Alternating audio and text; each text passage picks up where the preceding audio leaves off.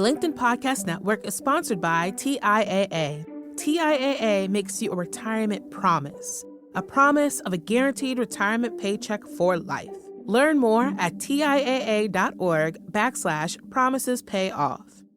LinkedIn presents.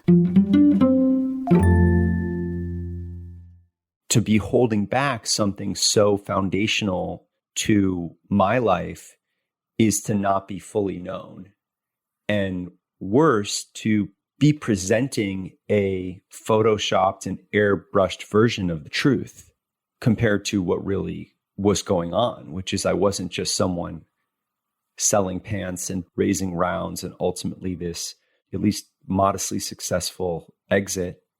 I was also wrestling with this ghost. I was also in denial of the diagnosis that I received when I was a senior in college. I'm Morra Aarons-Mele, and this is The Anxious Achiever. We look at stories from business leaders who've dealt with anxiety, depression, or other mental health challenges, how they fell down, how they pick themselves up, and how they hope work will change in the future.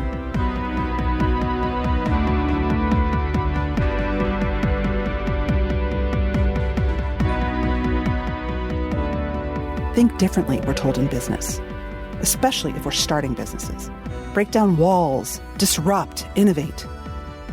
Today's guest did just that alongside his co-founder in the men's retail space. They brought together a few innovations in men's pants, one in the way clothes were made, and the other in the way people shopped. Bonobos really began in earnest in 2007 and developed a really successful online-offline retail model that we see in so many places today, with brands like Away, Casper, Dollar Shave Club, Glossier, and more. The founders eventually sold Bonobos to Walmart for a whole lot of money. Andy Dunn, our guest today, was spotted early on in his life as someone with entrepreneurial instincts, and Andy enjoyed the privileges of the rock star entrepreneur. What fewer people understood, including Andy himself, was an underlying mental health issue so severe it came to a head when he woke up in a psychiatric hospital and was charged with 2 counts of assault. Here's his story.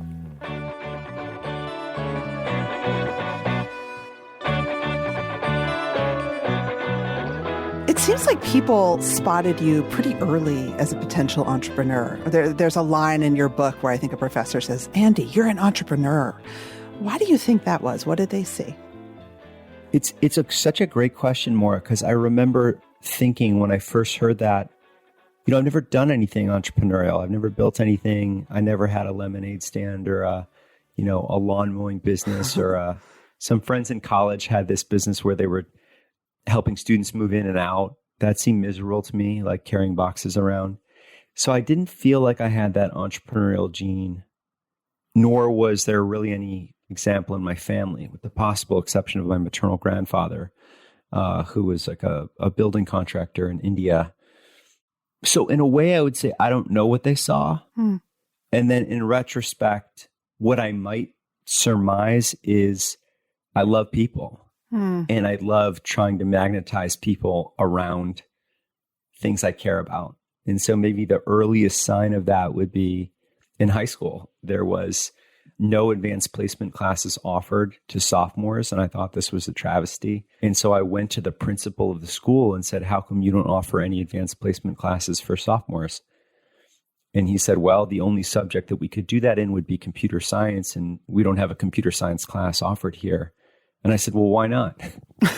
And he said, "Well, we didn't know if there would be enough demand for it." He said, "But look, there is this one teacher, Mr. Mulvihill, who could teach it. So if you went and asked him," so I went to Mr. Mulvihill and I said, "Hey, would you teach an advanced placement course in computer science?" The language at the time, I think, was Pascal, which is, 100-year-old computer language, science language now. And he said, "Well, you'd need 15 students." And so I went door to door to my classmates and said, "Who wants to take this computer, Pascal thing?" And recruited the class, then got the teacher. We presented it to the principal, and then we had this class. And so I guess even though that wasn't about business or it didn't have a profit motive, from a long time ago, I've loved bringing people together and trying to create things that otherwise wouldn't exist. And I guess people saw that in me in many ways before I saw it in myself. Well, it took a lot of chutzpah too. Yeah, the chutzpah part I've got. You were gifted as a child. I'm always interested in people who are labeled intellectually gifted, and you skipped a grade. What effect did that have on you in retrospect?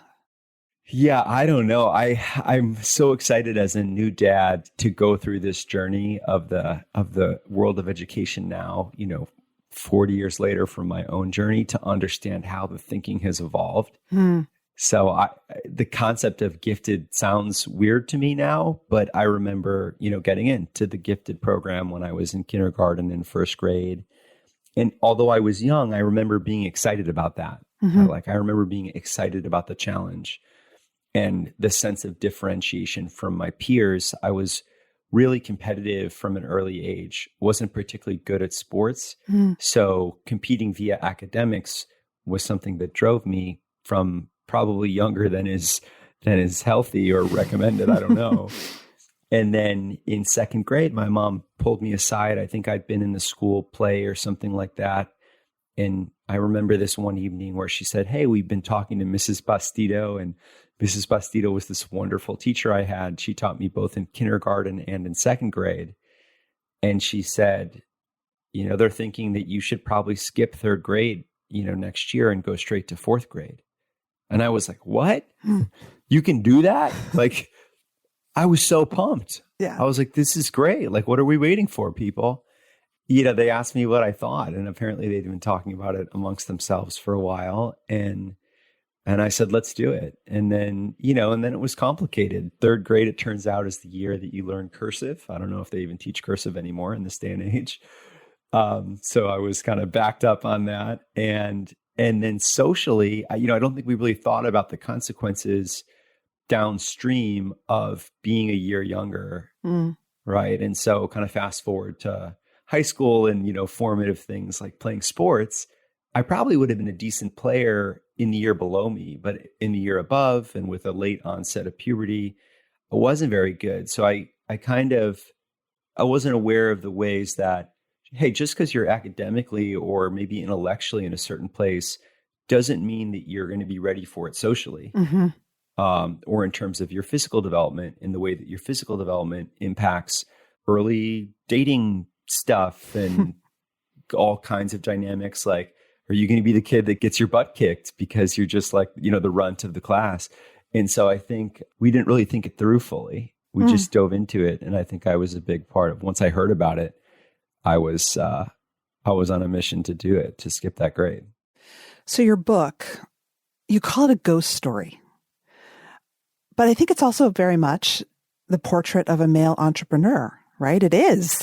It's your growth story, and it's a ghost story. How do you think those two are related? It's a beautiful question. I hadn't considered it in that way. I was exchanging notes with a friend this morning, and he said, "Are you excited that your story is about to be out there?" And I thought to myself, I haven't replied to his note yet. I am excited in the singular regard that there's been something hidden about me, and that whatever someone knows of me from the outside looking in on the entrepreneurial journey, maybe the most important thing in my life, the unexpected, whatever we call it these days, kind of black swan event that shaped me and my development, is missing. It hasn't been disclosed. Yeah.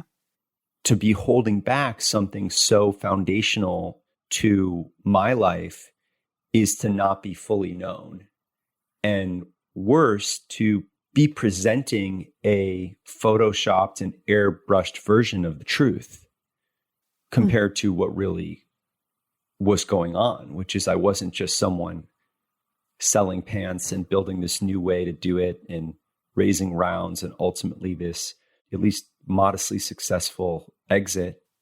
I was also wrestling with this ghost. I was also in denial of the diagnosis that I received when I was a senior in college of bipolar disorder type 1. And it also turns out that that is an illness that is disproportionately affects young men. It turns out that that is an illness that the preliminary, and I would say statistically insignificant data sets suggest indexes 7-1 in entrepreneurs compared to the general population. And in the general population, that diagnosis rate is somewhere just under 3%, and that might be underdiagnosed. So to your point, yeah, we're talking about maybe 1 in 5 entrepreneurs are facing some kind of a mood disorder or variant thereof or bipolar disorder. That's a hell of a lot. To say nothing, it's quite a lot. Yeah. It's quite a lot, 1 in 5, right? And if we then segment that by gender, maybe within men, it's even higher. And so at some point I felt I have to tell this story. I have to share this. Leaving this as a ghost is in service to no one. And then bringing it forward, which would be maybe the least expected thing one would do, would be not only something that might be useful to people in this ecosystem, but also would serve me in terms of my own integration, right? By definition, if there's something about ourselves that we can't share, the implication is that it's something that we ought to be ashamed of or that we are ashamed of. And I just got sick of being ashamed. You've got to integrate your trauma into your story. Otherwise, it just keeps repeating. 100%. And the truth is, and this is the key for me, people love hearing the unexpected, vulnerable truths about your life story.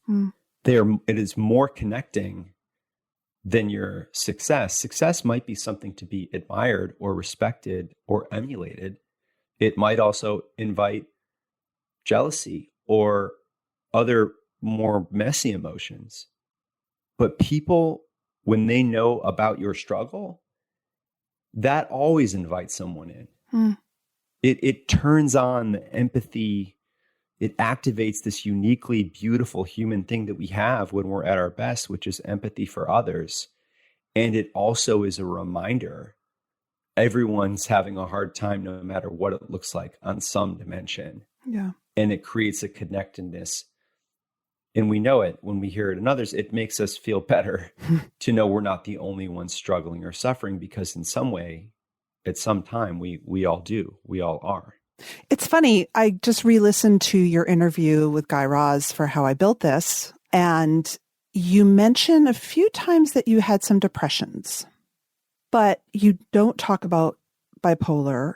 You come across as like a pretty happy, blessed kind of guy. It was a little jarring for me. I had literally just finished your book and I'm listening to you talk to Guy and I'm like, whoa, I know he's not telling the truth. Exactly. I mean, that's the thing, right? Like everything I said to Guy was true, and yet it wasn't the whole truth. Yeah. If we can snapshot some vignettes about how Bonobos got built and some business challenges and maybe a bit on the co-founder dynamics, and then dial in that I was dealing with some mental health challenges, present the depression part of the story, which is thankfully, I think we're further along in accepting depression. We're further along in talking about it. We're normalizing it. We've come a long way. And yet there's different kinds of depression. One kind is unipolar depression, which is you get depressed. And another kind is bipolar depression, which is you have a mixture of mood states between low and high. And in the case of bipolar disorder, there's at least 2 types, type 2 and type 1. In type 1, which is my illness, on the high side, you can become psychotic. You can experience what's called mania. You can be typically hospitalized for that. On the low side, it might not just be, day in, day out depression, which is awful, but acute or clinical depression, which is to say, can't get out of bed, can't function. Right. And what's around the corner from that is suicidal ideation. And so I think where I was when I gave that interview with Guy was I was at the beginning of a journey of disclosure, but I hadn't gotten the courage. I hadn't done enough therapy. I wasn't yet in a place to be able to tell the bigger story. I was a year and a half out of Bellevue. I had just miraculously made it through this moment of hospitalization and arrest and putting the pieces back together, and somehow pulled off the deal. And somehow my wife, really on the iron backbone of her spine and on her unbending love, we rebuilt our lives. I rebuilt myself. So I wasn't ready yet. And it was going to take more years to get to the place that I got to about 2 years later, where I said, okay, I'm now ready to actually lift the veil on that, the other 40% of the story. And that then began the journey of writing the book. I want you to tell us a little bit about your manic episode at Bellevue, and start by giving us the context of where you were in the Bonobos journey, because it was mind-blowing for me reading your book as someone who has bipolar 2 and just, doesn't have nearly the severity of what you have, to think about. You say at one point the need to function became an antidepressant. It seems to me that the sheer will to get done what you did is incredible. So I want you to set the scene a little bit of the episode that led you to Bellevue, and what work was like around that too. Yeah, and thanks, Morra, for sharing that. And I think all these illnesses can be awful in their own right. And then I also want to emphasize that you need no diagnosis for things to be awful, right? And we talk about leaders disclosing their mental health challenges, and this goal and mission that I have to normalize that disclosure. And in leaders that I'm talking to, I emphasize, hey, it doesn't matter that you don't have bipolar disorder or fill in the blank. Life is very hard for everyone. Life is hard. Yeah. So setting the stage, I just didn't see it coming at all. The last time I had a hospitalization from mania, I was a senior in college. I was a couple weeks off of the first experience using mushrooms. I was drinking a lot. I was smoking a lot of pot. It was the turn of the millennium. And I ended up in the hospital for a week with what's called a manic episode. And for those of you listening who aren't familiar with it, basically it's delusions of grandeur, elevated speech patterns, impaired judgment. Basically, I would say that your brain disconnects from your body, and you might start thinking and saying things that are sort of implausible, impossible in the real world, whether that's thinking you could fly or walk into a tiger's cage and talk to the tiger, or drive down the highway, the wrong way and weave through the cars, or, frequently these messianic delusions that you're God, or you're a prophet, or you're here to save the world, or you now possess some universal truth. So that happened to me when I was 20. Frequently, the shame and the humiliation and the embarrassment of the things that one says or does during such an episode makes it, without really clear-eyed understanding and love from family and friends, met with the right psychiatric care, therapy, and medication, it's often that it just gets buried, which is what we did in my family. We just buried it. We decided it hadn't happened. It was a vestige of the drug use. The discharging doctor said, look, if Andy doesn't have another incident within 5 years, it's quite possible this was a one-off. And at the same time, I had this diagnosis, right? Bipolar disorder type 1. And what type 1 means is that you've had one manic episode. If you have one manic episode, you're done. Like, that's your diagnosis, like it or not. And what it means is that you're going to take medication every day for the rest of your life, if you're on top of it, and you're going to see a doctor, a psychiatrist, or at least a therapist once a week. And that's just a very hard message to absorb when you're 20 years old. Yeah. So, and then the suicide rates, I mean, it's 60% of people with bipolar 1 attempt suicide in their lives, and 20% commit suicide. And so if you're 20 years old and someone tells you, here's this illness that you have, it means there's probably a 1 in 5 chance you're going to kill yourself and a 3 in 5 chance that at some point you'll try. You can't hear that. It's very hard to take that in. You're kind of 20 years old. You're at the top of the world. Literally a week earlier, you thought you were God. And now you're back to earth and someone's telling you this. And so we buried it. And fast forward 16 years later, I was 9 years into building Bonobos. I was 36 years old. I had an incredible girlfriend, first really great relationship I'd ever been in as an adult. We had hundreds and hundreds of employees and had raised over 100 million of capital. I wasn't always the best leader, but I was a directionally successful executive, a founder who'd made some of the journey to being a CEO. Mm-hmm. And actually in so many ways was in a good place. And yet that's the irony of mania with unmedicated, untreated bipolar disorder, is that it often emerges in the best of times. The trigger might be something good, right? So the trigger might be a wedding, the birth of a child, a financial windfall. That my doctor, Dr. Z, he often says that mania is the flight from depression, that depression is so bleak that when we get in a good mood, we want to hang on to that mood forever and we just run. And so that's where I was in 2016. I had just made the decision that I wanted to ask my then girlfriend to marry me. I had put a hold down on a ring in Brazil. She's from Rio. So I was in a good place. Yeah. And unfortunately, what that meant was I stopped sleeping. She was on a trip to China for her job. She was in a job where she was back and forth. And while she was gone, I was going out every night. I was, as mentioned, unmedicated in a traditional way, but I was medicated in a very bad way to be a very bad way to be medicated, which was I was drinking a lot. And alcohol served a role as a antipsychotic, because when I was feeling really good, I would go out and drink, and it turns out that alcohol is a downer, so it would bring me back down to earth.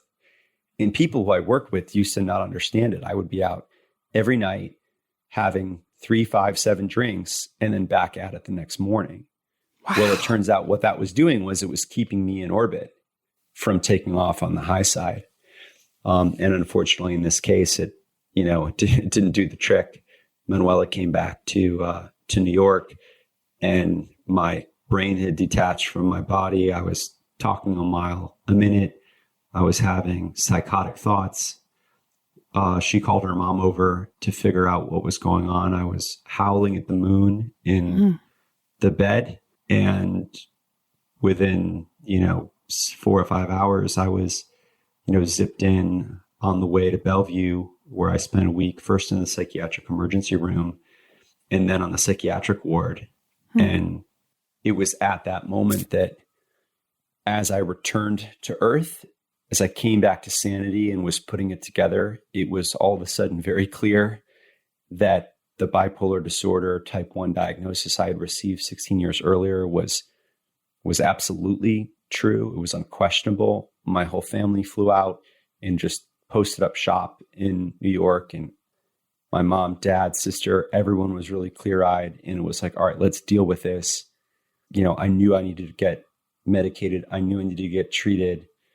And I walked out so excited to reunite with everyone, and walked straight into handcuffs and was charged with felony assault. And that's kind of when a new personal floating hell began. Because you had punched Manuela and her mom when you were in a manic state. Exactly. So while I had no memory of it, I noticed that Manuela, when she came to visit me in the psych ward, probably it took me till about day 4 or 5 in that week to get out of my own head and out of my own messianic manic state to actually reclaim the empathy that is, I feel like, core to my personality when not psychotic. And so one of the first times I feel like my family would know that I'm back to earth is asking something about them, right? Versus just, who knows, ranting or raving about, the coming flood and how climate change is going to destroy the world. And by the way, things that might be on some level true, but that no one has biblical prophetic ability around. The LinkedIn Podcast Network is sponsored by TIAA. In the last 100 years, we've seen financial markets swing, new currencies come and go, decades of savings lost in days, all showing that a retirement plan without a guarantee, quite simply, isn't enough. So more than a retirement plan, TIAA makes you a retirement promise. A promise of a guaranteed retirement paycheck for life. A promise that pays off. Learn more at TIAA.org/promisespayoff. How do you go back to work after that? I mean, you were released from Bellevue. The police did not press charges, thank God, right? You didn't have to go to jail or do anything. But how do you then show up at work as the leader, as the boss? Yeah. So the day I left, it was a horrifying day. I spent a day in jail. I think it was the 6th precinct, and then down to what they call the tombs underneath City Center, the courts in Lower Manhattan. And to Manuela and her mom, Lenny's credit, they basically told the prosecutor, this was a mental health episode. And, as long as Andy takes care of himself, we're good with him. And the city of New York, or the state of New York, to its credit, doesn't believe, quote unquote, at face value, what potential victims of domestic violence have to say. And so they did something called a ACD, which is an adjournment in contemplation of a dismissal, where basically it was like, we'll watch this for 6 months. And then if nothing happens, the case will be dismissed, expunged and sealed. And so to your point, I had to just get back to life. And what was remarkably bad luck was, I wanted to get back to work. And the first day back was this thing called CEO review, where there are 60 employees in a room presenting the collection for the next season of, men's pants and shirts and sweaters and jackets. And the whole day, it's an 8-hour day, is a conversation between me as the CEO and at that time and the team about the inventory investment decisions that they're making. And so I've got gauze covering my left hand where I had punched through a glass pane. And then later, as we mentioned, I had struck Manuela. I pushed her mother to the ground and kicked her. That was the felony charge. It was felony assault of a senior citizen, misdemeanor assault of Manuela. Literally a few days earlier, I'd been at Bellevue. And here I was in front of 60 people at a startup office in the Flatiron, running a meeting and trying to move on. And just on one level thinking, I'm so glad to be free and to be just talking about pants and how lucky am I to be doing my job. And also then just wondering when the hammer was going to drop a story in Business Insider, right? Or the New York Post, being in and out of the courts and having a story come out that I couldn't control, where, the implication would be that I was a violent person, where the understanding of what had happened wouldn't be nuanced. I hadn't even worked through it myself. And that could really just bring everything down. Would I have to step down from my job? Would the company's reputation be tarnished? And all these people who over the years I, tried to be a decent leader to, would they now see me in a different light? And so it was like just waiting for the shoe to drop every day for 6 months at the same time as I went through the most catatonic depression that I've ever been in, as so frequently follows the big high is the long, and debilitating low. How did you show up in the depression? I'm reminded of a friend once gave me a book around a cowboy's rules to life or something, like a retrograde concept. But I remember there's this one picture of a couple of cowboys steering cattle. It's rain and cold. And it just says, when you're riding through hell, keep riding. Oh, God. And I thought of that many times, you just keep putting one foot in front of the other. And Manuela would ask me in the morning, tell me 3 things that you're grateful for.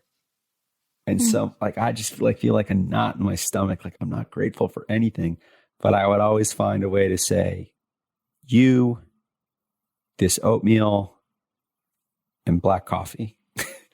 And it was at that point more like a psychic obligation to the people that I loved to never put them through what they had just gone through. That was my inspiration. And so I felt I owed it to everyone to get healthy. And I knew that if I went off my medication to reclaim, some more hypomanic, manic energy, or that if I gave up on the regimen, that I was putting everyone at risk of going through what we had just been through. And I was never going to do that again. The shame that I felt from having struck my girlfriend it was like a noose around my neck. And the only thing I could think of was, I'll do anything to never put my loved ones through that again. And that was what animated me. And just week after week with the doctor, I would say, are we ever going to go to the antidepressants here? It's like, I literally don't know what to do, how to get through this. And the problem with mania in your history is you can't take an antidepressant is kind of the conventional wisdom, because it could rocket you up into mania. Yeah. So if you have unipolar depression, you can take an SSRI, you can take one of these antidepressants, Prozac, Wellbutrin, fill in the blank. Those medications are typically not on the table if you have bipolar 1, because the fear is that they will induce mania. So after 4 or 5 months of my doctor seeing me just tortured, he finally said, look, we have 2 choices. We could do electroconvulsive therapy, which we don't know why, but it works. But it's extremely hard for a patient to get their brain around doing, right? Strapped to the bed, electric shocks. It's like, it works. We could do that. Or we could titrate in a little bit of an antidepressant, dial up your mood stabilizer to insulate you from the upside, kind of provide you kind of like with an upper and a downer at the same time, like Elvis, uppers and downers, and then see how that goes and watch you closely. And I said, let's try the antidepressant. And over the course of the next 6 weeks, it worked. It brought me out. And I felt like I'd been given a second chance at life. I was able on that journey up to summon the courage to ask Manuela to marry me after all that had happened. And I remember sitting at a hotel, the Marlton Hotel around the corner from the Blue Hill restaurant, where I was going to ask her, and I had the ring and I told my parents I was doing it. And my mom said, how do you feel? And I said, I just feel like she's going to say not yet. I was like, I don't think it's going to be an outright no, but everything that happened might be too soon. And then she said yes. And we both started crying. And, I couldn't believe how blessed I was to have such a strong woman who was going to opt in to a life together after everything we'd been through, even just earlier that year. I want to just ask you a little bit about your management and how you're looking back on your management and your future as a manager. You talked about the errors of excitement, you call them. You were a leader, I'm sure, who was just maddening and inspiring all at once, right? You were unpredictable, which is one of the worst things a leader can be, because you might be hypomanic and full of energy and big ideas, and then depressed and irritable and removed, right? And I'm curious how you think this affected the culture of Bonobos and your leadership. And then I also want to ask you about anger, because a theme in your book is really your anger. When someone disagrees with you, you sort of, you do use anger quite a bit, but you write that underneath anger is fear. Yeah. So you're remarkably candid about the inconsistencies of you as a leader. And I'm curious, how you're squaring that all now in the next phase of your life, or what you want to say about that. Yeah, so much to say. I think one of the gifts that I received unexpectedly as a part of my own, let's call it rehabilitation and reintegration, coming out of the 2016 episode, coming out of being diagnosed, was this unusual serendipity with the sale of the company. And I think 2016 was hell on earth. And then 2017 was magic, 10-year anniversary. Walmart acquires Bonobos for $300 million, got married to absolute rock of a woman, converted to Judaism, which gave me kind of an integrated system for the first time. Yeah, thank you. And something that I was wanted to pass on to our kids should we have them. And now we have it. 18-month-old Isaiah. Cubs won the World Series. It was sort of like magic. And it was as if nothing had happened, right? Which was part of why this story I think is important, which is some things did happen. But one of the unexpected gifts on the flip side of all that was I got to become an employee. And, as you know, have you ever heard an entrepreneur say, you know what I really need next in my career? I need to become an employee. Never. I need to not work for myself. I need to work for someone else.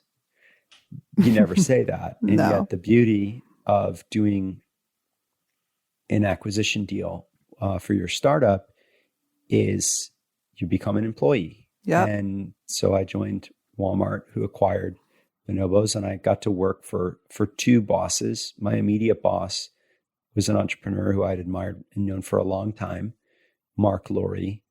And then his boss was and remains, Doug McMillon remains the CEO of Walmart. And they're such good leaders. Yeah. And one of the things, and very different, but one of the unifying things that I noticed about them is they don't talk that much in meetings. They ask a lot of questions. They listen well. And they create an environment where everyone feels safe and comfortable sharing dissenting ideas. And so at some point on the journey around that time in my life, and as I was adjusting at home to life with a woman who is extremely good at listening, who is happy to hear dissenting ideas, I was discovering that the desire to be right for me historically was standing in the way of the need to find the truth. And so as I tried to reframe my role from wanting to be right to wanting to get to the right answer, I had to make some massive changes in how I showed up. First, I needed to shut up. Second, I needed to think about leadership as asking questions. Third, I needed to identify the quiet people at the table and ask them what they thought to create a more inclusive conversation. And then I needed to recognize anger when I felt it, recognize feelings of frustration or irritability, but treat them as data to be inquired upon rather than as something to act upon. And therefore present a much steadier hand to the enterprise. And I think sometimes visionary leaders are allowed to or expected to be more mercurial. Whereas, a professional CEO, you kind of expect to be more steady and more balanced, but perhaps less likely to drive discontinuous innovations. And I think I got to see with Mark and Doug that need not be the case.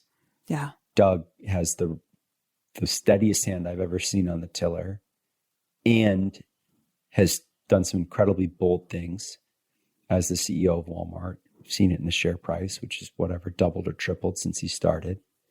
And then I saw it with Mark, who's maybe the most visionary entrepreneur on the planet, certainly in the top 5. And he was a very steady person to work for. So I realized I could be better. I was no longer going to be able to make the excuse of, hey, well, if you want the good that I bring, then you've got to deal with the bad. Right. No, I can improve on the bad and still offer the good. Cut through the myth making that we all surround mercurial leaders with. That's right. My last question for you. In the book, you ask yourself, could you have built Bonobos if you hadn't been bipolar? Or I'm asking if you had been medicated and stable. would the results have been as good? Would everything have been the same? What do you think? Yeah. So one language tweak that I learned when writing the book, which is none of us are bipolar, but we have bipolar disorder. Thank you. Thank you. It's Yes. sort of this funny thing, right? It's like you have diabetes, you are not diabetes, right? You have cancer, you are not cancer. And yet with mental illness, we tell you that you are the illness, the sum total of your identity.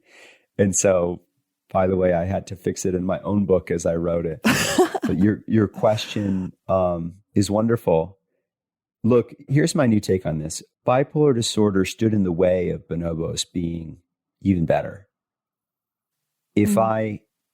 And we can't do this, but if I could go back in time and be in a place now where I've been so fortunate to get healthy, and as a part of that healthiness, still have what my doctor calls peak experiences, still have the ability to have that energetic, hypomanic day.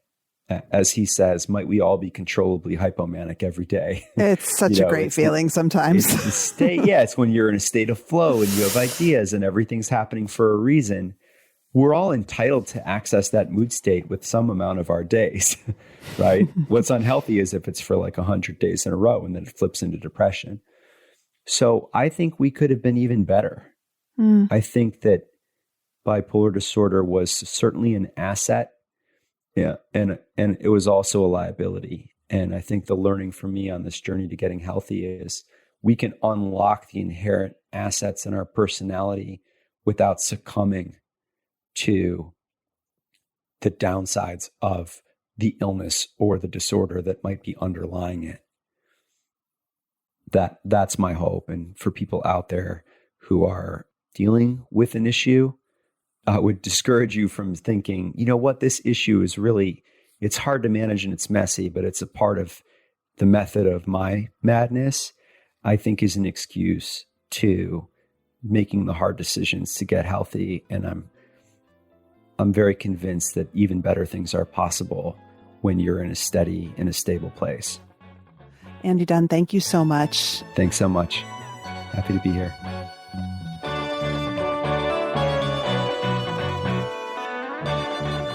That's it for today's show. The Anxious Achiever is produced and edited by Mary Dew. Our assistant producer and sound engineer is Nick Krinko. Many thanks to all our guests for sharing their stories with us, and thank you to our advertisers for supporting. If you want to share your story about mental health and work, send me a message on LinkedIn. I'll always respond. If you love the show, tell your friends, subscribe or follow us, and leave a review. From LinkedIn Presents, this is Morra Aarons-Mele.